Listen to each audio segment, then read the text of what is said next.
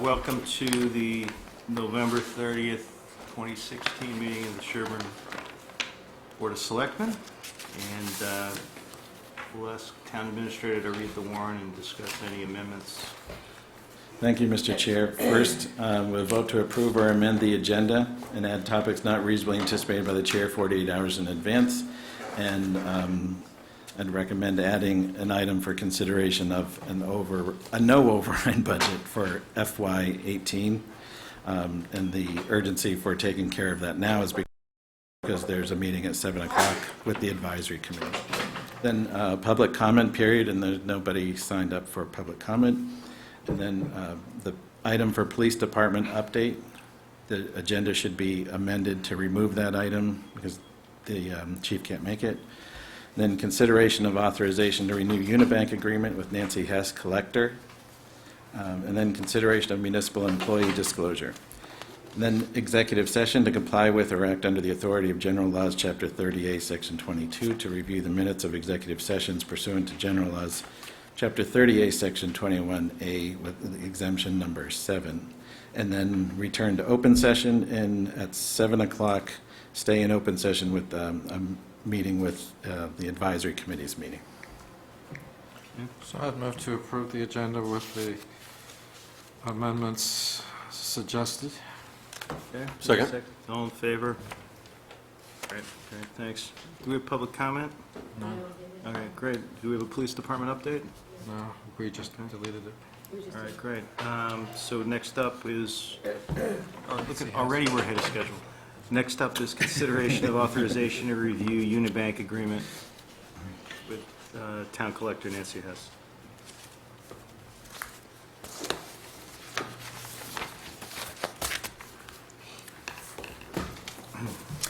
Okay, this is what we have to do every 3 years, and the Massachusetts statute says that the collector, with the approval of the city council or board of selectmen in towns, is authorized to enter into agreements with banks to handle collecting funds for the town. And so in compliance with that, I'm coming before you to renew our contract with Unibank, although they call it an agreement instead of a contract. It's, for all practical purposes, a contract. It's supposed to be a friendly contract.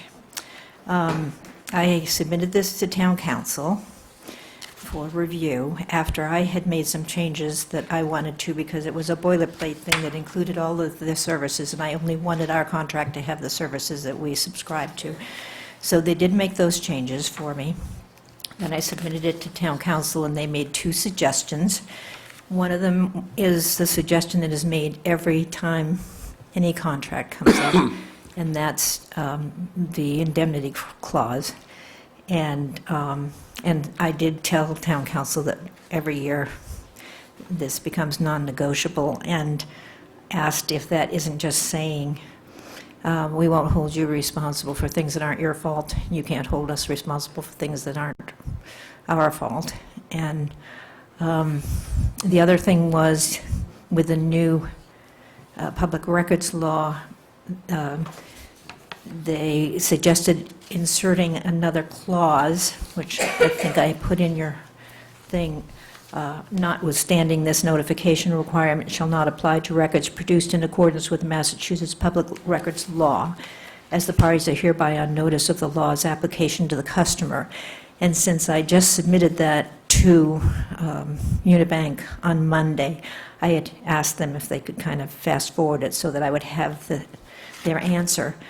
But our town council said, please note, however, that this Section 6 does permit disclosure as required by law, which, in my opinion, would include the public records law. Therefore, this change is not legally necessary, in my opinion.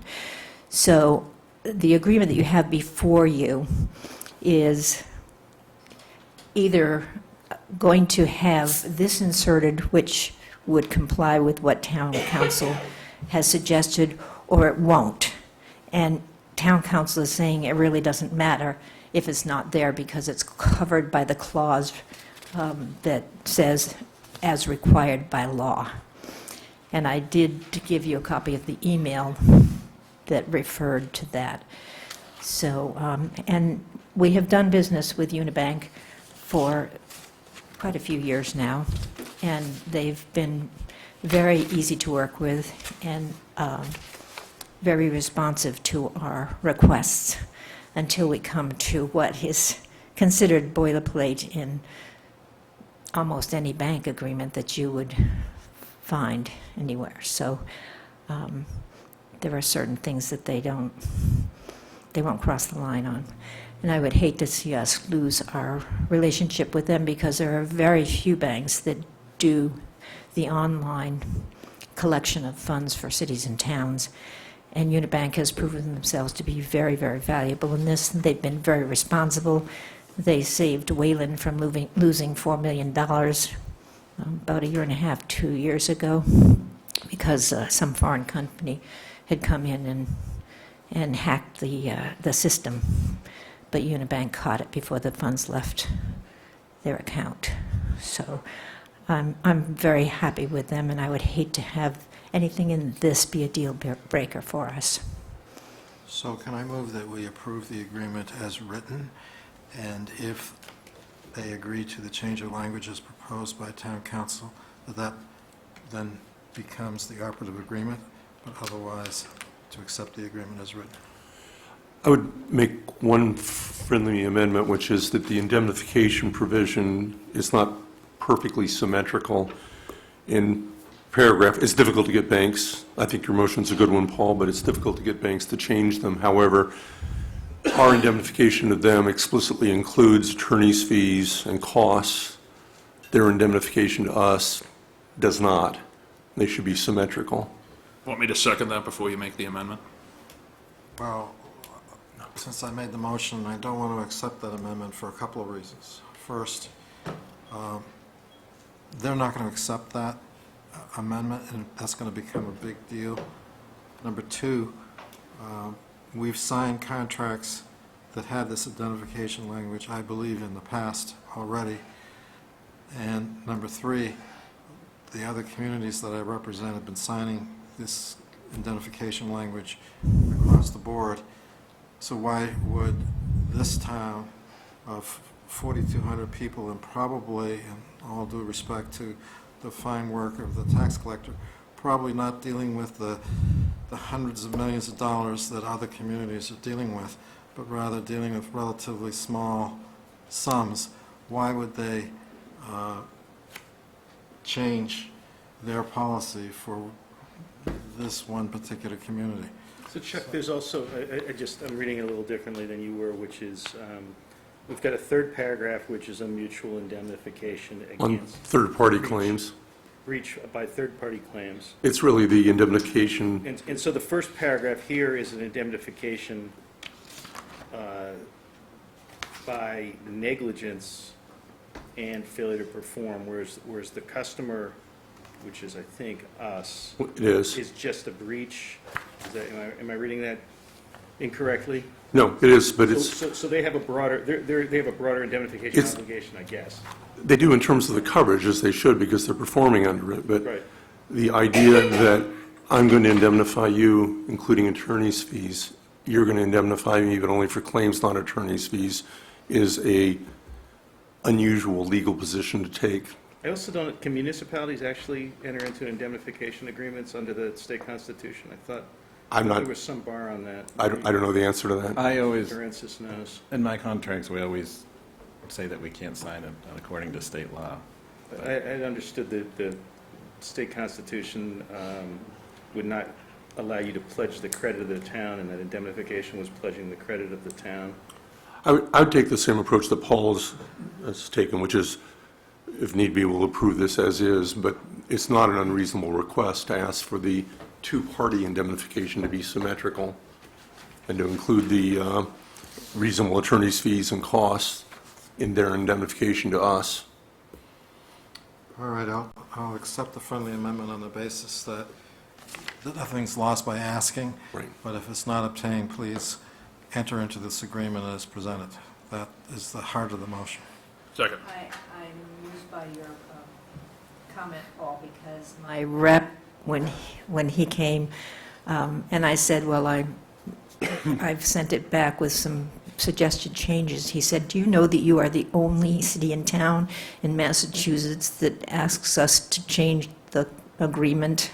And I said, The only one who reads it. we I was have. gonna say, I never apologize for We- reading legally binding obligations Right. before I enter into Right, them. right. So I am very happy to make the request. If I could ask Chuck, you send me some language? Yeah, I would simply move their, I'll give you a markup here. Okay, I would use their language and make it reciprocal. okay. Thank you. But again, the heart of the motion is that we authorize or we approve the contract as is with whatever efforts you want to make to change whatever you want to change. But at the end of the day, what's written is pretty much standard around the state. We should go with it. I just want to make sure by disputing that point, we're not acknowledging that we have any indemnification obligation at all if state law protects us against indemnification. Well, if it's contrary to state law, it doesn't matter what the contract has. And But if you've agreed. obligation has to be funded, and it's not funded, and all that kind of stuff. There's all kinds of issues. Yeah, so that, They're not we're, municipal lawyers. so we're negotiating over basically probably meaningless language. anyway. Right. Exactly. Good point. I seconded it. Okay.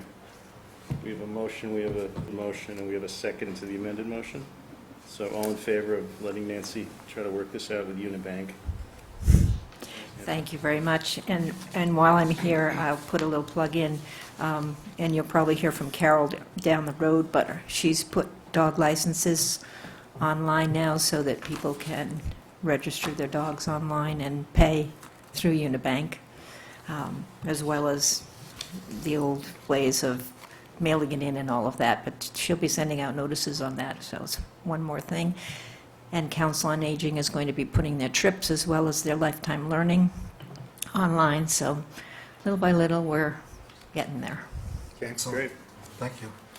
Thanks, Nancy.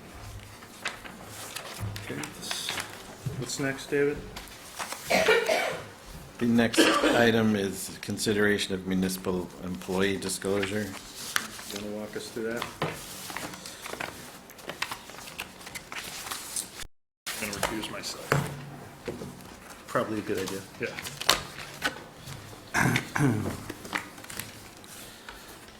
There is, I'll try to walk through this. I handed out some supplemental material so that there are two disclosures being filed with the town clerk, one of which would be required to, would need to have selectmen approval.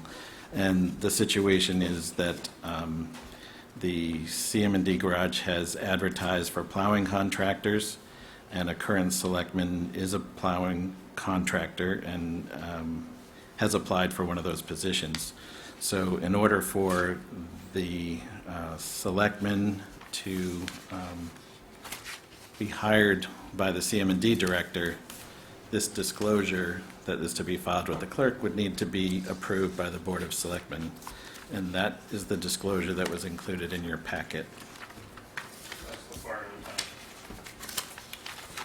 So I'd move approval.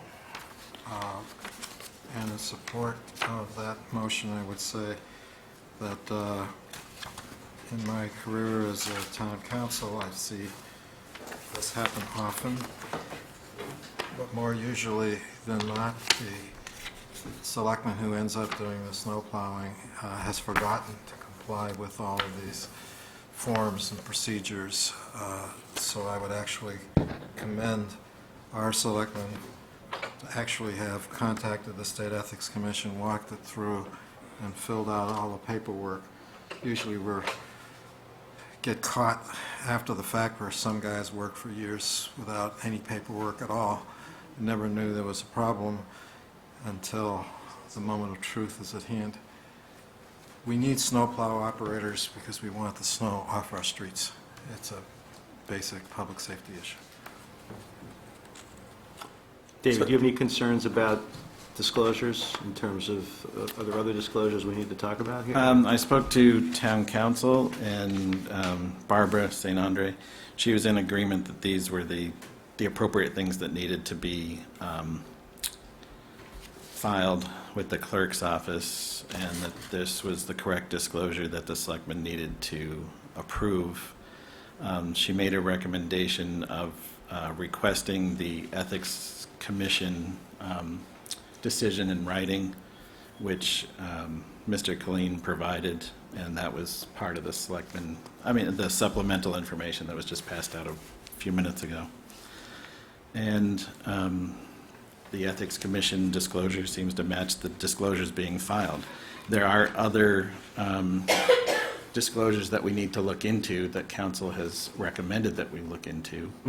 And I've advised one person involved in that to seek a written disclosure that would, be able to come back to the selectmen for that situation. And there's another situation that may also result that needs a disclosure. But that's not something we need to worry about today? No, because you could approve these disclosures, they would be properly filed. If something comes back once you get to review the other written disclosures, if somehow they affect these, I think you could simply order the CM&D director to cease the contract based on new information. Okay. As I read it, David, this 20C disclosure actually is not a disclosure we even approve. We're really focused on the 20B disclosure. Right. Which is the fire lieutenant disclosure. Right. They're two different forms. Okay. So the one being asked by the selectmen to approve has to be approved by the Board of Selectmen and the CM&D director as the person conducting who has the And we contracting already have the authority. CM&D director's signature on this, so it looks like it's been approved. Yes. Okay, great. Would second Paul's motion? Okay, any further discussion? I'll just say for the record that we do have an opinion from the General Counsel of the State Ethics Commission that should be made part of the minutes and part of the record of this meeting. Good suggestion. Yeah, I mean, I think the issues with this come up more in terms of the way this board operates and some of the topics that we have to address. It's not particular to this. I don't have any issue with this disclosure. I am a little concerned with, it's going to narrow the scope of participation. Yes. This doesn't deal with what board members can participate in as selectmen. This deals only with, can someone do snow plowing for the town? And that's a very narrow issue. Your analysis is correct. Yep, okay. And we're only voting on the lieutenant stuff, so the other stuff is not our concern anyway. All right, so all in favor of that motion? Okay. You sure your truck's big enough for this? I just want to confirm that you're okay with the email that you provided as being a public document. Yes. I think that's a public document anyway, isn't it? Yeah, I'm pretty sure it is. It is now because it was discussed at a selectmen's meeting, and under the open meeting law, anything that was discussed at a selectmen's meeting automatically becomes a Well, public. I asked him that before the meeting as well. I just wanted to make sure that it was on the Well, yeah. record. If it was a confidential private opinion, then it should not have been handed out to the selectmen. It was, so it is. Nevertheless. I'm just happy we have snowplow drivers. Do we have enough, Ed, to meet the winter? We're still looking for a couple more, but I'm pretty comfortable with the amount we have. Having Sean on board narrows that gap. We lost 2 from last year, so technically we're down 1. I'd be more comfortable with another one. I'm delighted with having people who live locally and know the roads in the town, and who will be here when there's emergency, aren't going to call in and say, well, I've got too far to travel or whatever. It's nice to have some local. If he is too far to That travel, would be a we're tough one huge for me to problem. pull off. I'll just walk over. David, what phone number do you want me to use on this? 3 toots on the air, if I 508. don't respond. 651-7850. Okay, who gets this? You get this, and then a copy of it goes to. I would think that's got to be on file with the clerk or something. Yes. We'll make a copy, keep the copy, you get the original. Okay. Excellent. So we had amended the agenda to consider whether or not to do an override. And, as you might recall, I have, since 2007, made a motion not to, for the selectmen not to support an override for the upcoming budget season. And if, with the indulgence of the board, I'd like to be able to make that motion for a ninth year, by moving that to ask advisory and all the budget makers to consider that the Board of Selectmen do not intend to support a general operating override for the fiscal year 2018. I'll second. Further discussion of this motion? Okay, all in favor? Great. So next, we've got a warrant, but I can sign these warrants now, so I think I can just sign it, right? So I think we go into recess so they can set up and change seats. I think we're going to go to executive session. Paul, The wording. I move that the Board of Selectmen enter into executive session to comply with or act under the authority of Chapter 38, Section 22, to review the minutes of executive sessions pursuant to General Laws, Chapter 38, Section 21A7.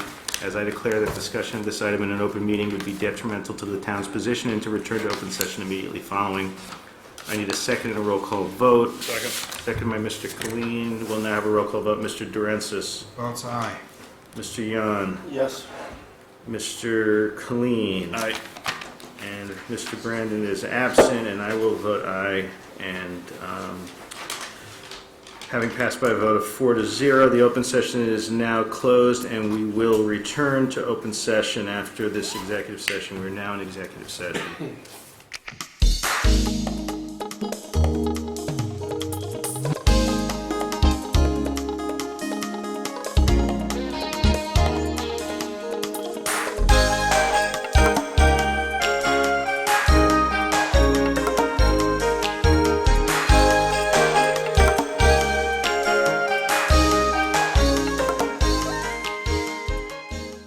Excuse me, everybody, we're going to call the meeting to order.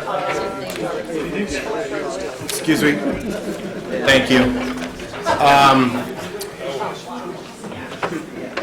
Thank you all for coming tonight. First, we're just going to have, I think the first thing on our agenda was approval of available minutes from our past meeting on the 16th. So I know those were passed around. Do I have a motion to approve those minutes? Second. All those in favor? Aye. And then another item that I want to talk about before we get into our presentation is typical, and I know the selectmen voted on this earlier tonight at their meeting, is to vote for a non-override budget. This is something we typically do each year. Do I have a motion? So moved. Second. Okay. Do we have any discussion on the non-override? Okay. All those in favor of non-override budget? Great. All right, well, thank you all for coming here tonight. I wanted to give, typically, when we do guidance, you all get a letter in your budget worksheets, and everybody kind of works in a silo, and I thought it was a good idea to bring everybody together one night so we can present guidance as a presentation.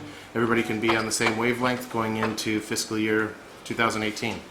So, we'll jump right into it. I just, oh, and just for logistic purposes, you'll get your guidance letter that you typically get along with your budget worksheets, right? Sharon, in the back, if you raise your hand, Sharon's going to be, she's our temporary town accountant. She's going to send those around to everybody tomorrow.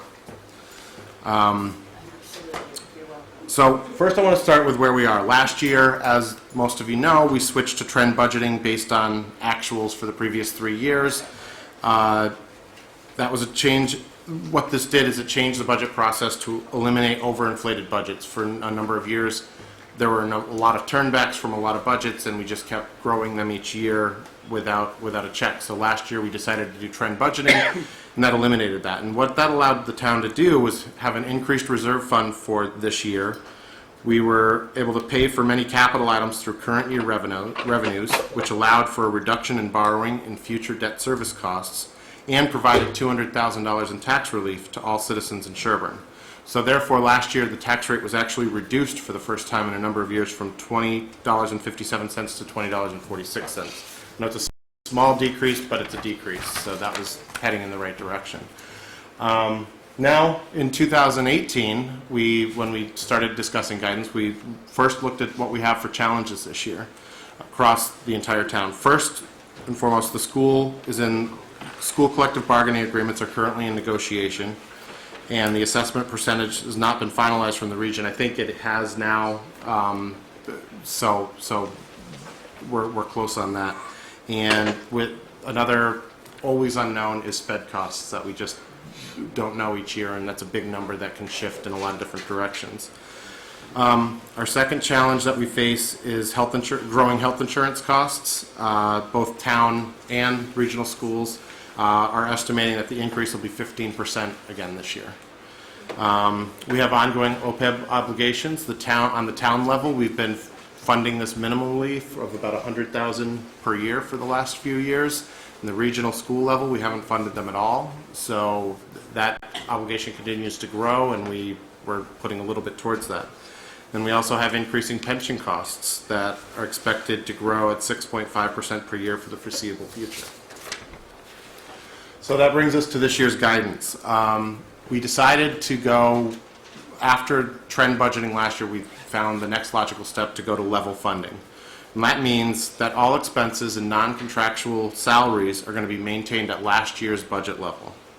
The exceptions to level funding are contractual increases in salaries, debt service, and estimated increases in employee benefits.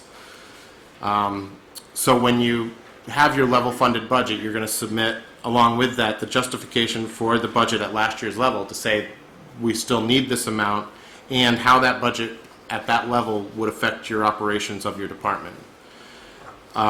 We know some budgets are also cyclical, so please use it. If that's the case, I would use a standard level for the budget if last year was an inflated year. What we do with level funding is, once you have that level funded budget, then you'll see, I have a handout here in a second, that allows us to have a departmental and guidance reserve of $505,000. Now that number is the total dollars in the budget for increases across the entire town. So when you submit, you can also submit supplemental budgets requesting the use of this funds from this reserve to be submitted to advisory along with your budget, along with justification for why you need that increase. Now, just to remember, personnel has recommended a 2% COLA, which will use about $28,000 of this reserve, and any increases in the school contracts will need to come from this number. Let me hand out, actually, Barb, do you mind handing these out? This is just our overall summary of the entire town budget that I wanted everybody to see, because I'd like to point out some numbers in here to everyone. Just, Vicki, if you go to the last slide, then we can come back to this one. The goals here, just so everyone knows, is to continue to provide the $200,000 of tax relief, limit the need for debt exclusions, which therefore controls the long-term effect of the tax rate, on the tax rate, maintain a level of free cash in the state recommended range of 3% to 5%, continue to fund OPEB obligations, and responsibly budget without overtaxation. So now, if you look at the sheet, Vicki has it up here too, which is probably hard to see, so that's why I did a handout for everybody. Just to run through here, we have last year's budget in the first column. In the next column is the 2018 projected, which builds in this has this is just level funding as we, and contractual obligations. And you'll see that our reserve fund, we put at 150,000. We used to have it at 100. Last year we increased it more. We put it back to 150 this year. We have the departmental and guidance reserve of 505,000. That's that number I said that needs to be split amongst all departments. This budget also allows for pay-as-you-go capital, as I said, that limits our need for debt exclusions of 400,000 plus 690,000 for any warrant articles that need to be funded at town meeting. And I think, oh, there's more no, we have more up here if people didn't get enough.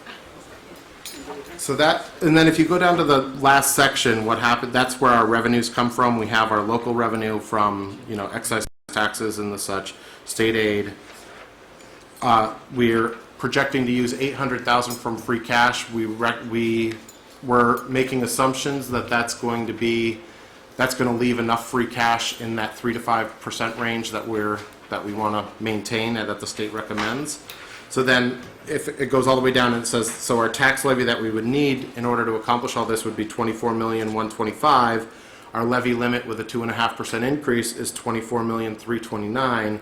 Therefore, that provides the 200,000 of tax relief that we'd like to continue to do that we've done over the last few years. So that's the brief presentation of guidance. I want to open up to any question. I'm sure everybody has a lot of questions on this, and any other comments from advisory about why we went this way and where we are.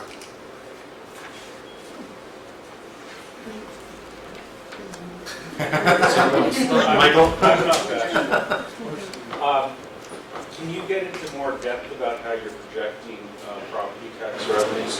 From what I heard, you have no incremental growth from construction and from home improvements, et cetera. And we know at a minimum we'll have revenues coming from the ag project. We have 125,000 built in there, which is 25,000 more than last year. Even though we have a project that's supposed to be Some yielding that is 200,000. I asked that question today, and that some of that is built into that new growth. And in these out years of these projections, what else could be done? I don't think that's, as far as I know, Wendy didn't do that, right, Wendy? Wendy? I'm sorry? Do you know, did you look at the projections out in the out years with Suzanne on this?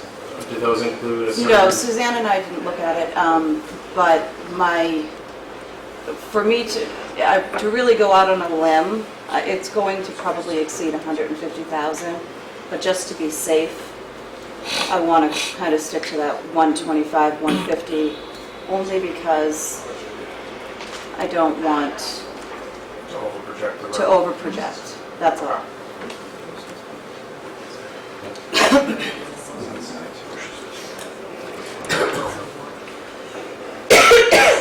So it does include, so Michael, to answer your question, it does include some growth.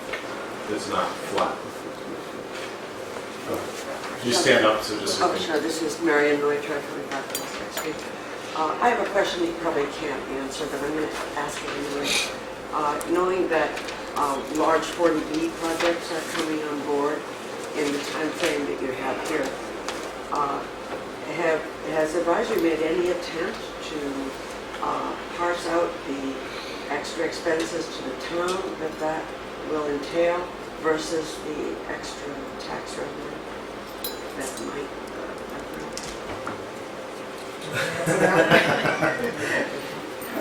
We have done some back of the envelope in some cases, comparing some projects with what happened in other towns when various projects were developed, but it's so amorphous that it's nearly impossible to predict. I mean, you're trying to guess if this is developed as a 40B, how many kids will it bring in? If it's developed as N houses, how many will it bring in? What are the houses going to sell for? What are the 40Bs going to, it's like, And I know last year the selectmen set up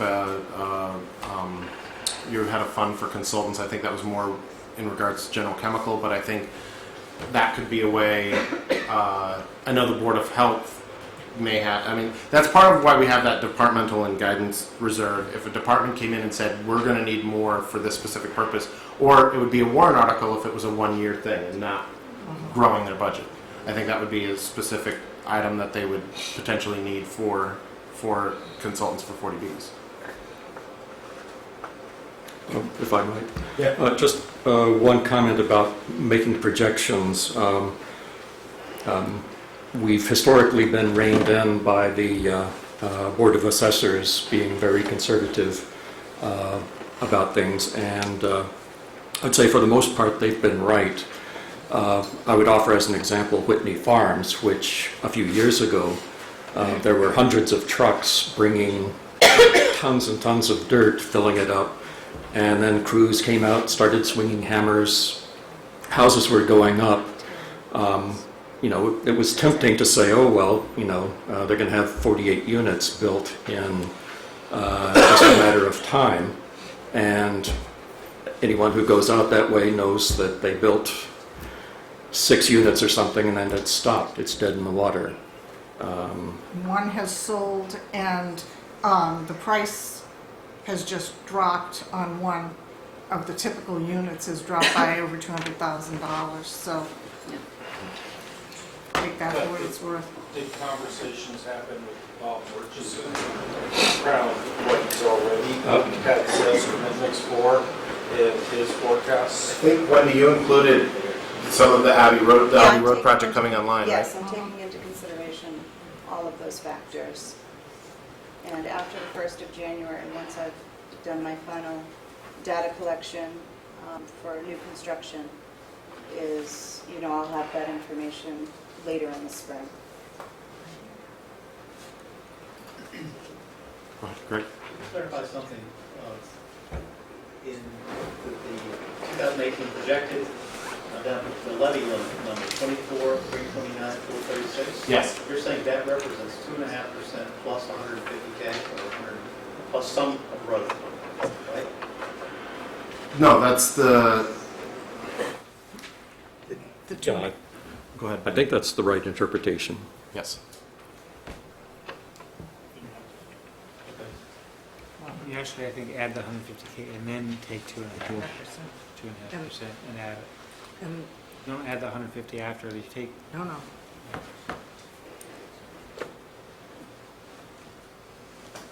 I get less than 1% growth in the levy limit between your budget and your projected. Well- It's even below 2.5%. But remember, we're not taxing 200,000 of it. No, they're saying on the levy limit would be the 2.5% increase. We can increase 2.5%, but we're choosing not to. I think it's 2.5% on. But the levy limit, I'm assuming, is the 2.5. The levy limit Is- is the, I'm sorry, right. Yes. Would the levy limit be previous tax levy in fiscal year 17 times the extra 2.5%? I'm gonna have to look at the full financial model and make sure that that's correct. I mean, Ben and I will go through that. It should be. Yes, go ahead.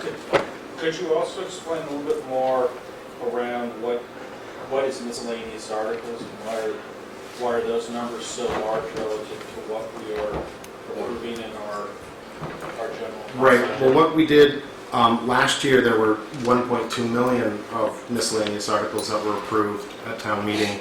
A number of those, though, it's double what we're projecting for this year because we had the ambulance reserve fund and the recreation reserve fund, which were articles that technically moved money, but they came from, you'll see down below, the other available funds was much bigger. But specific to the 690,000, that's above and beyond what you're proposing for pay-as-you-go capital. Right, so in total, I mean, you're gonna look at between miscellaneous articles and pay-as-you-go capital, it's a 1.1 million.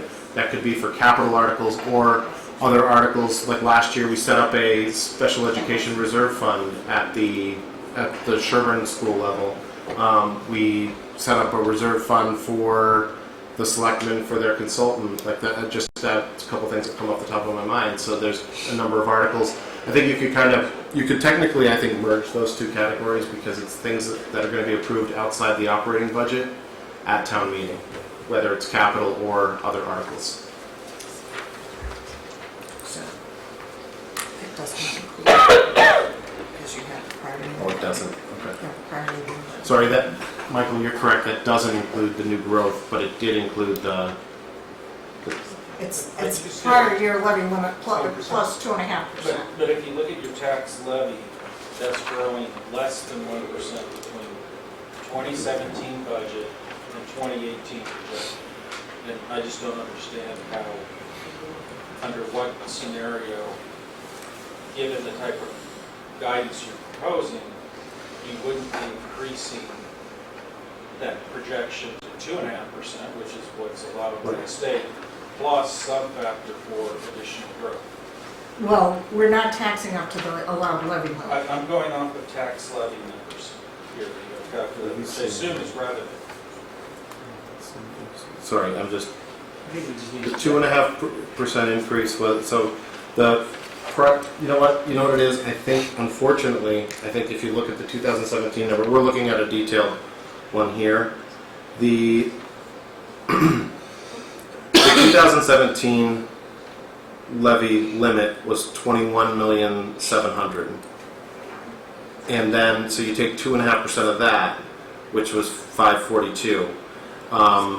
So I don't know why the levy limit on this sheet says 24,134. I think that's the number that's incorrect. But the tax levy number, Well, and that's then our 100. revenue, correct? Just so we're all on the same page here. We have 100,000 of new growth on So here. the tax levy line, Yes. that is our tax property revenues, Yes, correct? correct. Okay, so if you just compare that 2017 budget number to 2018 projected, it's less than 1% I'm growth. telling you that this number, I think, on here, on the 2017 column, is incorrect. Because we're looking at a spreadsheet here that shows the prior year levy was 21,700,000. I don't know what the 21,700 is down here. Through 21.7, an actual, and this is a budget. Sorry. Well, one thing that's important here is that this is not where we derived the guidance. If you'll notice up at the operating budget, it does in fact increase a little over 2.5%. So yes, the minimum allowable was 24, okay, 17, yeah. So this is this 22. plus this plus this. Yeah. So last year, the limit was the 22, it was 22,343 times the 2.5% growth plus 125. What is that, 22? Sorry. Sorry, I don't have it. This is last year's. I don't know what it is.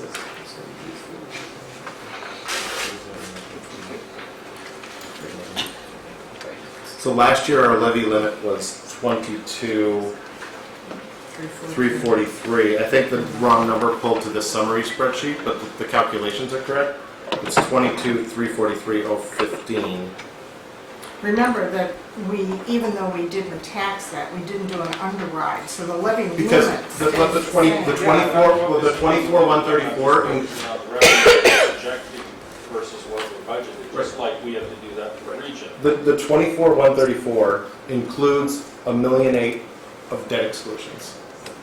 So you can't do a 2.5% increase on your debt exclusions. So you take your 22,343, which is the 24 million less your debt exclusions times 2.5%.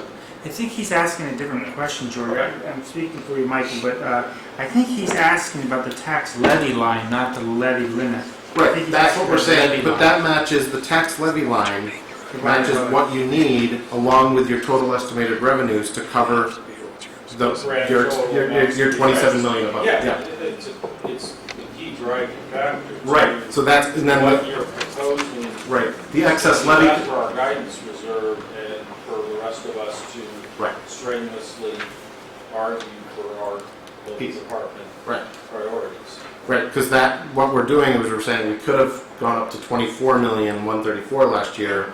We did 23,885. That includes $1.8 million of debt exclusions. So that left us excess capacity last year of 248,000. So that went back to tax I rate. understand that. So then we roll forward, and Yep. once you get done doing those calculations, we are only increasing the total dollars raised by 1% in this town. Well, because the debt exclusion, this is the whole point of it, Michael. We're trying to get rid of debt exclusions because that's what's been. We can't increase debt exclusions by 2.5%. So we're taking the 22,343, which is what the tax levy limit was last year, excluding debt exclusions. We took 2.5% of that. Well, we are choosing in this model Yep. to pay for capital that we have in the past used to be debt exclusion. Correct. Right. Okay, so then you've made reference to OPEBs, but we haven't made any reference to There's no the growing pension deficit. So again, I'm a little confused at why we would in fact be capping our tax increases and allowing things like pension deficit to continue to escalate, which will have to be paid by somebody in this town. Well, that's the choices. We're recommending that we continue to roll back taxes. I mean, you may argue that was one of the challenges that we put in there, that we have increases in pension costs. No, we're not addressing that, and we are only addressing OPEBs at 100,000. That's what we've decided to do to try to limit our tax rate's one of the highest in the state, and we want to continue to try to keep that at a reasonable level. So this looks like you are increasing 2.5%, looks like you still have $1.5 million debt exclusion in the budget. We have $1.1 million. We have our debt exclusions from the previous years. But we know we have. Yes. This, because, Department 40Bs. right, Overrides. right, yes. Is it safe to say? This is from, the Right, treasurer has 1.3 million. told us what we're looking at in terms, $1.3 million. yes, I thought that, but up at from what's the top- already been. up at the top, it says the I'm just debt. calculating it. That's just the debt service, Michael. That's not that's the debt service on our debt exclusions. We're projecting that we're going to need another $1.3 million in debt exclusions, which is a decrease because we were at close to $2 million in fiscal year 2016. Last year we were at $1.7 million. Now we're projecting next year to go down to $1.3 million. We're trying to get those debt exclusions down so we don't have such a, because we can lower our operating expenses all we want, but if we keep putting large debt exclusions on, our tax rate's going to continue to go up. In fact, when you read the letter, you'll see that there's a line in there that says we would have gone down, what, 18 to 20 cents if we didn't have all this debt. And we're going down 11. Go ahead. Helen, Clinic 65 Woodland Street. Just would you please clarify the timing and procedures for finalizing this going forward? Correct. What are the deadlines? Budgets are due, you'll see it in the last page, I didn't put it on the presentation, sorry, but in the guidance letter, you'll see that budgets are due to the finance director by December 31st, as they typically are. I think that's, and then the warrant articles, do you guys have a time frame for? I think we're opening the warrant probably December 15th meeting and closing January 1, something like that. December 15th to January 1, if you couldn't bear, That's Michael. rough. That's their estimate for when they're gonna open the warrant for articles outside of your operating budgets. But you should start working on them before December 15th. We'll With Dave. probably have the document out by the end of the week, Okay. or the end of the line. To the end, okay. Paul? On your line item for state aid, I'm still working at the state level and trying to get maximum state aid dollars. And you projected, 3% increase. so where does the 3% come It was a projection by the accountant. Our town accountant, she gave us that projection. You think that's high or low? You want to commit here, Paul? It's too early. The state budget's part of the state budget process, and there's so many moving parts We could have flatlined it, I guess.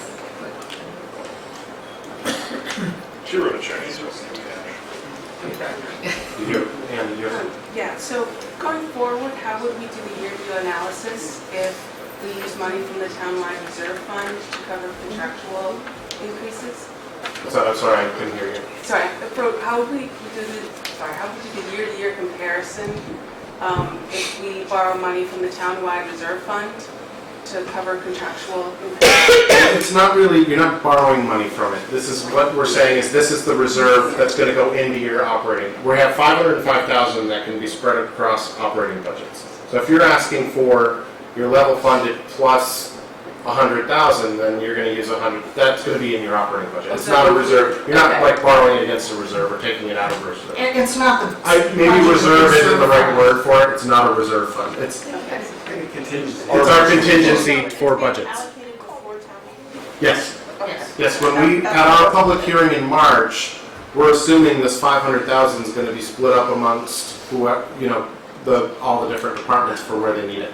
There's just to clarify, there's 150 of budgeted reserve funds, which will sit there for after July 1st, 17, if there are needs for additional funds. People will come and ask us for a reserve fund transfer. That's not what this is. This is the pot of money that is available for everything. For salary increases, for expenses, for every single department, the schools, the police, CM&D, conservation, Board of Health, everybody everyone's budget, other than what's already projected here, has to come out of that 505,000. Well, under this model, it obviously depends on what the property assessment is, but what do you project as the tax rate? Down a little bit at 11 cents? Is that what I'm hearing? We're not projecting. You're not projecting. Because, well, I'll tell you, and one reason for that is that this is a triennial reval year, so we have no clue. I've been running a spreadsheet looking at sales versus assessments. They seem to be, houses seem to be selling above assessments. But how much, I got my number, but I'm not. So you modeled, No, because it's impossible, really, at this point.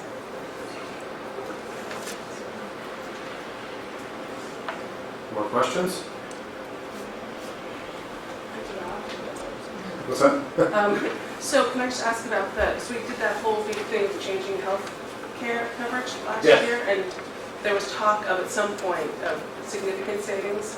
So is the only relatively slight increase of just under 200,000 for health care and others things, is that reflective of the significant savings? Well, I think last year we recognized significant savings. Last year there was the budget ended up being significantly lower for healthcare than we had originally projected because of the switch. So this year, though, everybody, whether we were with West Suburban or what's the other? Whichever one, I think both of them are projecting 15% increases. So those are savings below projection.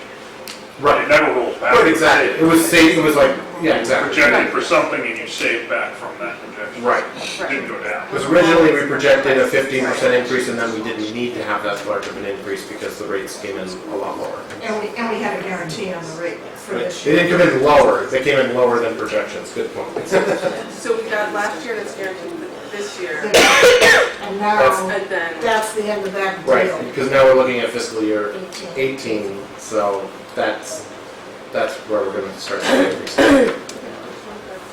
Go ahead, Greg. Just clarification on numbers again. In the FY17 budget, the levy limit, you said it was 22,343,015? Correct. If you take that times the 2.5%, you get the 2.5% is 558. So 22343 plus 558, which is a 2.5% increase, and then 125,000 in growth, and then $1,300,000 in debt. Correct. Greg, I think you're missing too many numbers here, actually. Yeah, we've got more, I tried to give a summary sheet, so you had some numbers to Just look want to make sure I at. had the numbers Yeah. written down correctly. The $1.3 million in debt is not on. It's in there, but not. So you can't, without having all those numbers, you can't back into two. Right, sorry, we can, It's all in. So on this, as clear as I had that.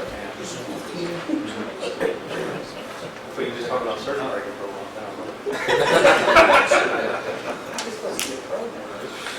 do we have any other questions, comments? We'll still run the numbers over there, so. I'll come back. No, I just think that there's something plugged. Okay. Right.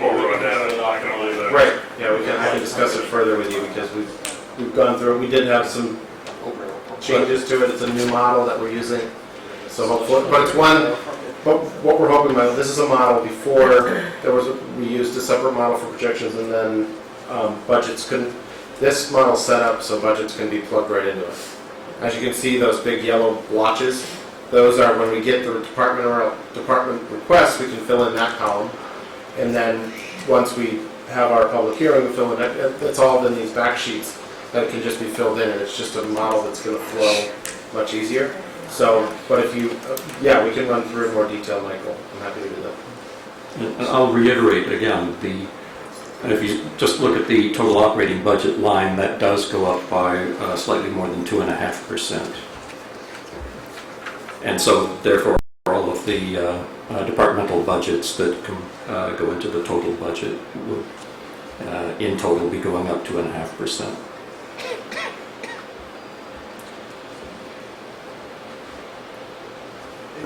We're pretty confident that we'll have 400,000 in capital requests, I guess.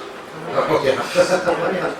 I mean, yeah, we were at a meeting I went to a meeting with the selectmen, they had a town building inside on-site, and what is the projection for the first year of expenses on that? It's higher than 400,000, right? 1.2 million. Yeah, 1.2 million, so. Oh, okay. So, and then the school, I know the Sherborn School, you guys don't have a large request this year based on what I saw in your preliminary numbers. But, and I don't know what the region is yet. Well, the regional schools have a fair budget. Well, they were. And I know Ed Spector somewhere, and he usually likes to ask for money, so.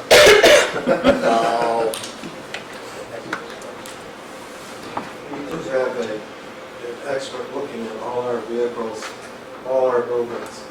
So rather than the model where you wait till a building collapses Right. and then you go replace it, the idea is to put some money every year to maintain the building so that it lasts longer. And that's how we get to how much money needs to be spent each year to maintain what we have. That's the 1.2 million that we're talking about. And I don't think that includes our vehicle fleet, right? Yes. That's just the buildings. That's not the vehicles. So there will be a number that we will be coming to you for capital purposes, just to maintain what we have. Right. We're not talking about new buildings, and not new vehicles, just so that what we have, on the theory that if you spend $1 now, you're going to save a lot of money later. Probably like 7. Yeah, but we should be maintaining our buildings. I've been preaching this for 20 years and longer, and we get behind every time. It's one of the quickest ways to get rid of money that you don't have is to get rid of maintenance in our buildings. We've got to stop that. Then build better buildings. I think this building turned out all right. Well, that's what we're trying to do. I know. I've been preaching it for 20 years. And also, the big hit this year is sort of a catch-up year. And then the on-site, inside people gave us, a program, should we choose to use it, where we will budget on a level basis, going out such that even years where a specific dollar amount isn't required, we'll put a little more away, and that will flatten, smooth out the curve so that we're not looking at up and down. Yeah, because that year is certainly outweighed it. I mean, 1.3 is it? Yeah, but there's a lot of catch-up there. Yeah, Greg or Ann, you guys have had the inside outside for the school for a while. Has that been, have you felt that that's been an accurate depiction of capital needs? Yeah, I would say so. I mean, there's a couple things you probably missed, but it's an old building. It's been good. It's great. Did you have a big capital outlay that first year after you did it for things that needed to be caught up on? Well, I think and the reason sort of reworked it because it sort of standardized it over 20 years, which doesn't necessarily make sense. So if you go look at the big numbers, I mean, the big number for Pine Hill will be a new roof. We pushed that off, I think for a while. That's $1 million. It's been good. It's very, very helpful. When we worked line items, we pushed the first year at 3, right? We did one approval to go over 3 years. Like, yeah. Drink here? For the windows. The windows. No, as soon as we did the on-site survey, they pushed for 3 year rather than like $1.5 million the first year. Anyone else remember that? I was just there walking. Go ahead, With Mark. respect to the region, we worked through all the line items with Ralph Kelly. And there were numerous items that could be reasonably deferred 1, 2, 3 years. And in all of your initial columns, you would see things getting pushed out. Only a few things ended up being brought forward in that process. Again, that's dealing with, the revamped high school, which some of the shell was existing, and the middle school that was 10 years. Right, so there's probably some things within the report that they may recommend, that big initial number may be able to be spread out over a couple of years, I would hope, maybe. Go ahead, Paul. Just speaking as a lawyer for a minute, I think you should consider a vehicle of a thing called a capital stabilization account, where we can deposit money even if we don't have a project.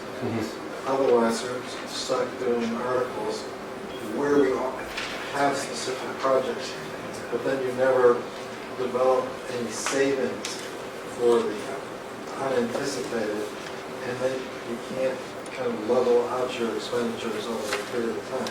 If you have a stabilization account, you can park the money in there on your low years so that it's there when you have a year that's let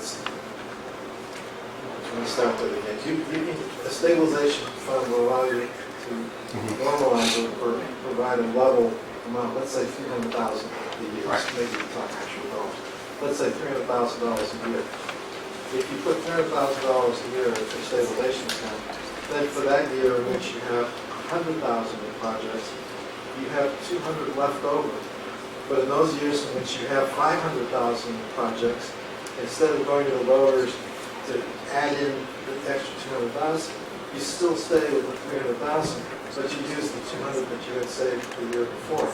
And that continues year after year. The money in the stabilization fund doesn't move unless the voters take it out. So may I ask, is an alternative to that money then paying off some of the debt, like reducing outstanding debt?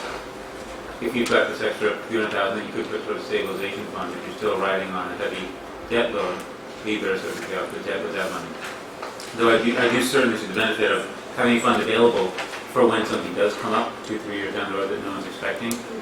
The other option is to have a line of credit that's more available because you pay down any good money. Or even that we are expecting. For example, I mean, we're looking at 2 roofs, one at the high school and one at Pine Hill. One's in 2020 and one's in 2022, so, But that's... one question about that is... That's an item that has a useful life. Right, exactly. 20 years. I was just going to say you want to match... It's inappropriate to bond No, I'm just saying. those types of large, infrequent. Right. As I've heard Ben say a number of times, you want to match, like, the people today shouldn't be paying for a roof that people are getting a benefit of 20 years from, pay for the whole thing now. You match the useful life to who's paying for the asset. That's good. So, Mary. Hi, I just wanted to ask, I know the library budget is for the big project that's pending, isn't really represented in here.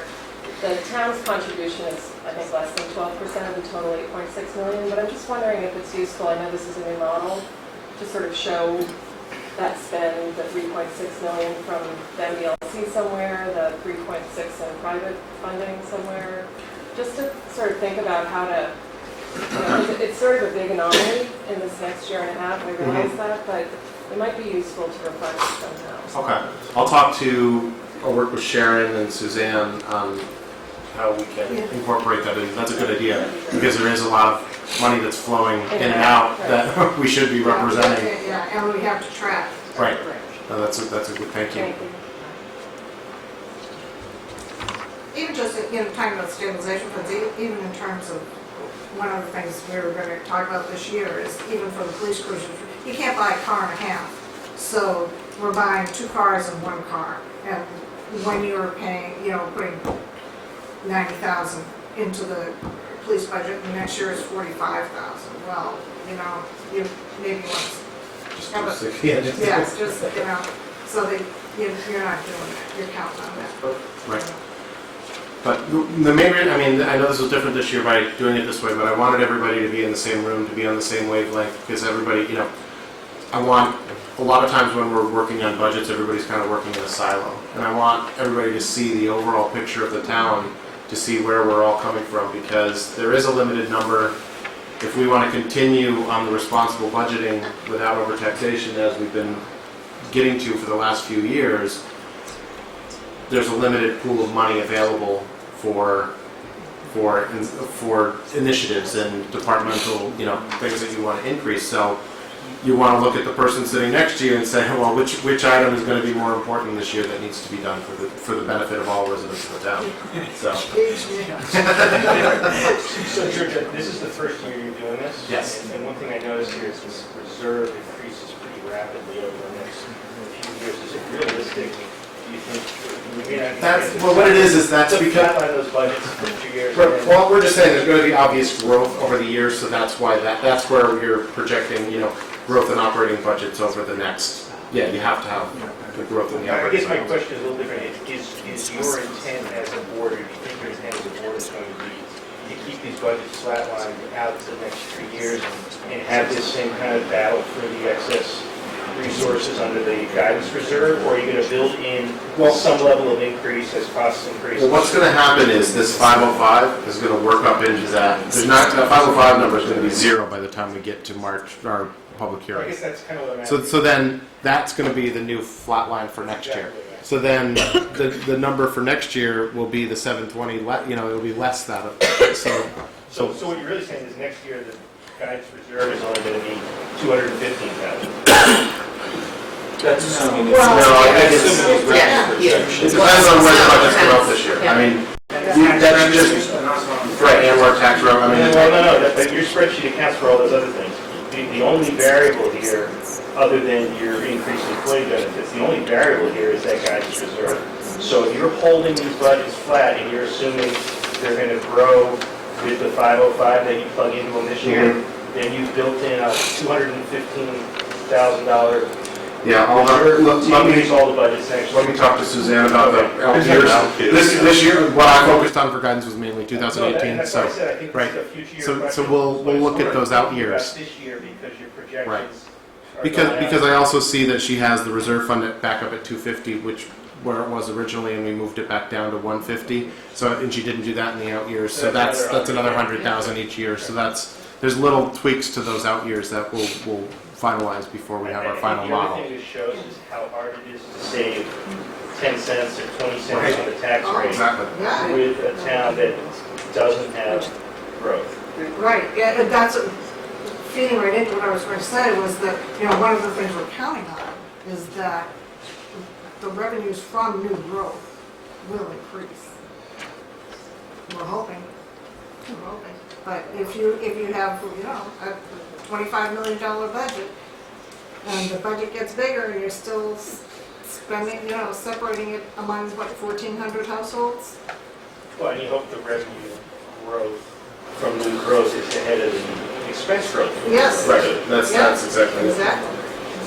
I think a very good comparison is, I saw the revenue projections in Dover, and because of growth, their property tax revenues have been in the 3.5%, 4.5% each year.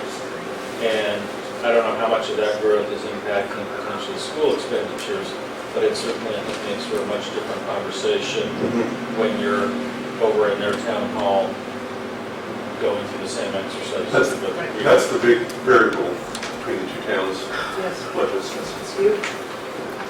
Wendy?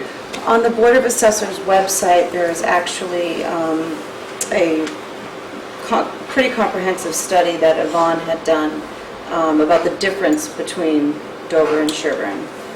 If anybody is interested in taking a look at it. And of course, Dover has that new house that's going to. What, a $20 million house that was built on farm?